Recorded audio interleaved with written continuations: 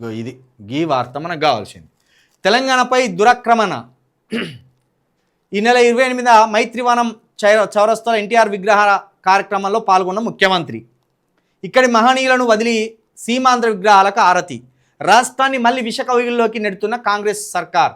సురవరం ప్రతాప్ రెడ్డి కన్నా ఎన్టీఆర్ఏ ఎక్కువనా? ముఖ్యమంత్రి రేవంత్ రెడ్డి తీరుపై తెలంగాణ ప్రజల ఆగ్రహం. నిజంగా నాకు వ్యక్తిగతంగా కూడా ఎన్టీఆర్ గారి విగ్రహం మైత్రివనం లాంటి నడిబొడ్డున పెట్టడం నిజంగా నాకు తీవ్రమైన ఆవేదన కలిగింది. అసలు ఎన్టీఆర్ గారికి తెలంగాణకి ఏం సంబంధం నాకు అర్థమైతలేదు.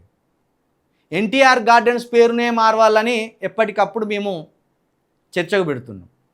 ఇలాంటి క్రమంలో ఎన్టీఆర్ గారి విగ్రహాన్ని నడి సిటీ ఒడ్డున పెట్టడం రేవంత్ రెడ్డి గారు మీరు ఎలాంటి సంకేతాలకు మీరు ఆలోచనలు చేస్తున్నారు?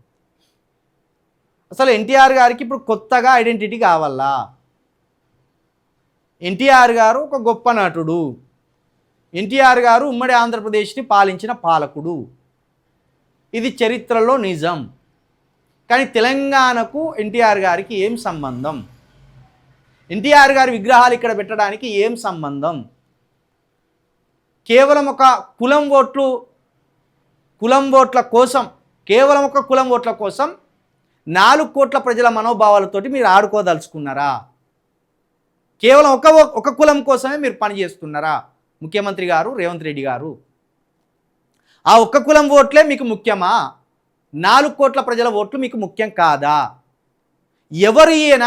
ఈ ఎన్టీఆర్ అంటే ఎవరు? ఊళ్ళో పెళ్లికి కుక్కలాడవిడి అన్నట్టు మైత్రివనం చౌరస్తాలో ఎవడెవడో వచ్చి డ్యాన్సులు వేసుడు, ఎవడెవడో పోయి పూలు జల్లొచ్చుడు, ఎవరి విగ్రహమో పెడితే అసలు సిసలైన తెలంగాణ ప్రజలంతా నివ్వెరబోయి చూడడం, ఎవడో చుట్టం సూపుగా వచ్చి అక్కడ పండుగలు చేసుకోవడం, ఇది నిజంగా తెలంగాణ వాడిగా నాకు మనోవేదన కలిగిస్తున్నది. అసలు ఏంది? ఈ రాష్ట్రానికి రాజధాని అయిన హైదరాబాద్ నడిబొడ్డులో ఎన్టీఆర్ గారి విగ్రహం ఏంది?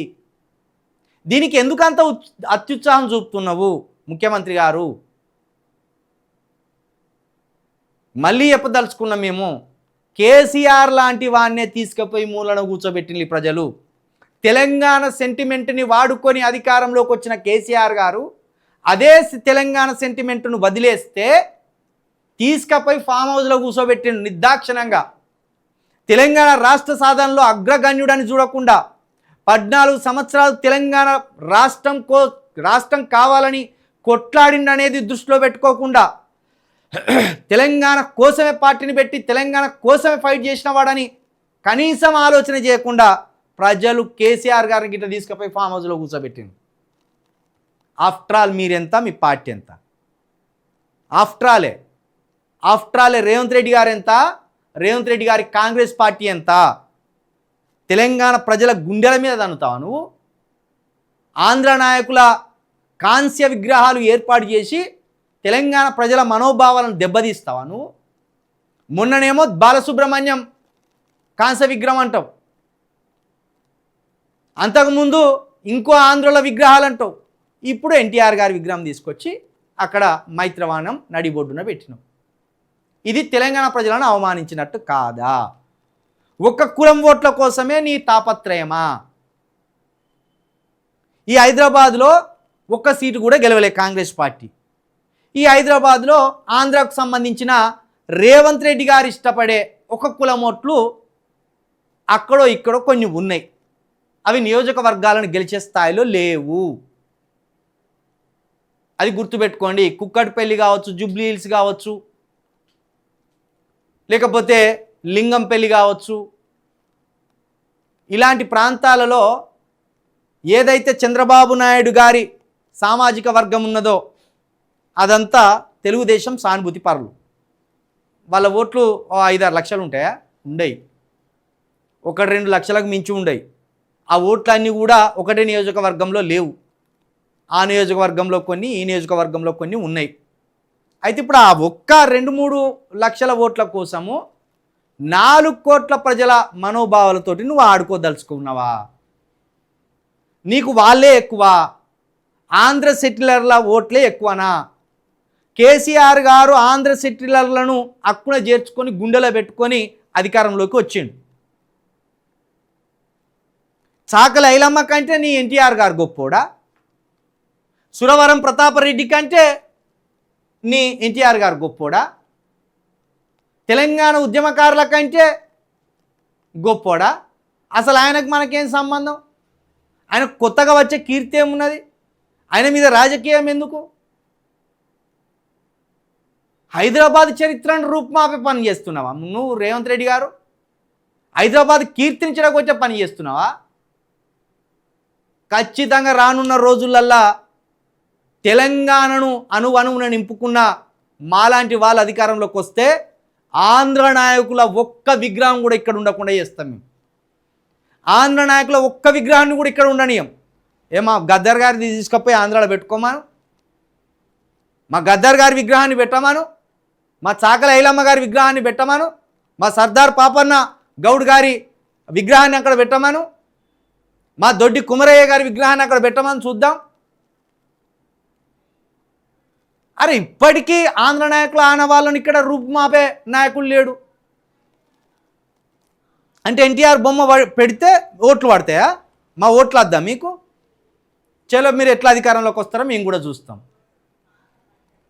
ఒకవైపు ఎన్టీఆర్ విగ్రహాలకు అనుమతి, ఒకవైపు బాలసుబ్రహ్మణ్యం విగ్రహాలకు అనుమతి, మరొక వైపు ఆంధ్ర ప్రభుత్వాలను ప్రశ్నిస్తే ఇక్కడ జర్నలిస్టులను తీసుకుపోయి అక్కడ 3rd డిగ్రీ నాగేశ్వరరావు లాంటి వాళ్ళని ఆంధ్రప్రదేశ్ పోలీసులు వచ్చి యథేచ్ఛగా అరెస్ట్ చేసే అవకాశం ఇస్తారు. గింత ఆంధ్ర ప్రభుత్వానికి గింత దాసోహమై ఎందుకు పనిచేస్తున్నారు రేవంత్ రెడ్డి గారు? ఇది సిగ్గుచేట అనిపిస్తుంది మాకైతే. మమతా బెనర్జీ గారు ఉండే మహిళా నాయకురాలు సిబిఐ ఈడీ వస్తే అరెస్ట్ చేసి జైలు వారేసింది పశ్చిమ బెంగాల్లో.